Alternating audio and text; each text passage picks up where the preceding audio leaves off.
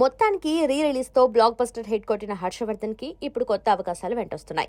తాజాగా సైఫ్ ఖాన్ ప్రధాన పాత్రల్లో నటిస్తున్న క్రేజీ ఫ్రాంచైజ్ చిత్రం రేస్ 4 లో అవకాశం అందుకున్నాడు. ఇందులో అతడు విలన్ గా నటిస్తున్నాడని సమాచారం.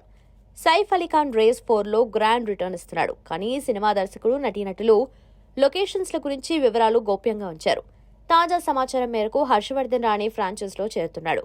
రేస్ 4 లో విలన్ పాత్ర కోసం హర్షవర్ధన్ రాణే దర్శక నిర్మాతలతో చర్చలు జరుపుతున్నాడు. ఫిల్మ్ఫేర్ కథనం ప్రకారం 2025లో అత్యంత డిమాండ్ ఉన్న నటుల్లో ఒకటిగా మారాడు హర్షవర్ధన్. సనమ్ తెరీ కసం రీ రిలీజ్ లో సక్సెస్ సాధించడం అతడికి కొత్త ద్వారాలు తెరిచింది. ప్రస్తుతం పెద్ద ఆఫర్లు వస్తున్నాయి. రేస్ 4 టీంలో మరో క్రేజీ స్టార్ సిద్ధార్థ్ మల్హోత్రా కూడా చేరతారని కథనాలు వస్తున్నాయి. ఈ చిత్రంలో సిద్ధార్థ్, హర్షవర్ధన్ ఇద్దరూ విలన్స్ గా నటిస్తారా, లేక హర్ష్ సిద్ధార్థ్ నడుమ ఫేస్ ఆఫ్ ఉంటుందా అన్నది వేచి చూడాలి. ఇటీవల నిఖిల్ అద్వానీ ఈ చిత్రానికి దర్శకత్వం వహించబోతున్నట్లు వార్తలొచ్చాయి. అయితే తాజా సమాచారం మేరకు సైఫ్ కి సన్నిహితుడైన ఓం రౌత్ ఈ ప్రాజెక్ట్ కు దర్శకత్వం వహించే ఛాన్స్ ఉందని కూడా గుసగుసలు వినిపిస్తున్నాయి. ఇది యాక్షన్ థ్రిల్లర్ కు కొత్త పరిణామం.